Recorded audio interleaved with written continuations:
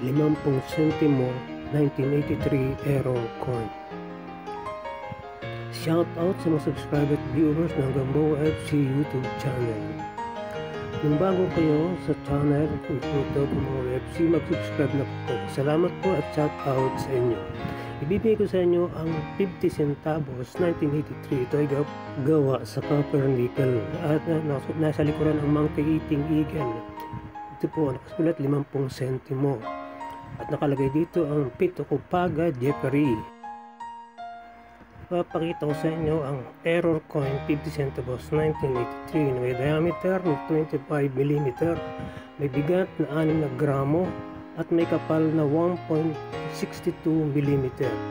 Nakikita dito ang error sa lettering Pite Kubaga sa halip na Pite Kubaba.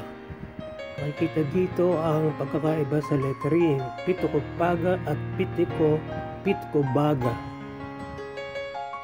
Ang sunod ko naman ipapakita sa inyo ay ang 50 sentimo ng Marcelo H. Del Pilar na may larger design. Ang gilid ito ay plain o makinis lang. Ito naman ang 1991 50 centimos. Ito po ay gawa sa brass. Ito ay may small design. Kita dito ang space sa taas sa 50 centimos sa bakpak. Narito ang pagkakaiba. Ang kaliwa ay gawa sa copper nickel, ang kabila naman ay brass. Ito may diameter na 25 mm, isa naman ay may 18 mm. Ito mga little space, ito naman isa may malaking space. Nakikita niyo espasyo sa bandang baba, sa likuran ng buntot at sa taas at sa may gilid ng paa. Nakasulat dito ang Republika ng Pilipinas, Marcelo H. Del Pilar 1983, 50 sentimo, monkey eating eagle ang nasa likuran. At dito ang Pite Kupaga Jeffrey, ang 1983 error coin, Republika ng Pilipinas 1983. Sa likuran, dito makikita ang error sa lettering Pite Kubaga sa halip na Pite Kubaga. Ito po ngayon ang hinaharap ng mga coin collector, error coin 1983 50 sentimo, Pite Kubaga Jeffrey. Marami pong naghahanap ng baryang ito ngayon. At sunod pa kita ko sa inyo ay pagkakaiba ng 50 sentimo 1990 at 1991. Dito ang gilid ay plain lang. Ito ay may larger design at may maliit lang po ang espasyo nito.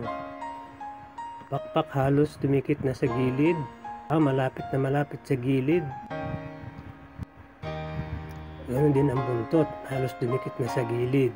Naman sa 1991, makikita ninyo Marcelo H. Del Pilar, Republika ng Pilipinas, gawa sa brass. Ang gilid nito ay reeded. Ito ay may smaller design. Nakikita ninyo na may ibang espasyo.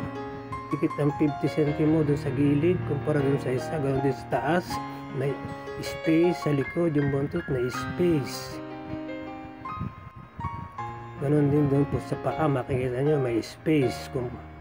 Hindi madikit ang paa sa gilid ng coin kumpara doon sa isang 1990. Masyadong madikit. Ito po may space. Hinahanap po ngayon itong baryang ito. Thank you for watching. Please don't forget to subscribe.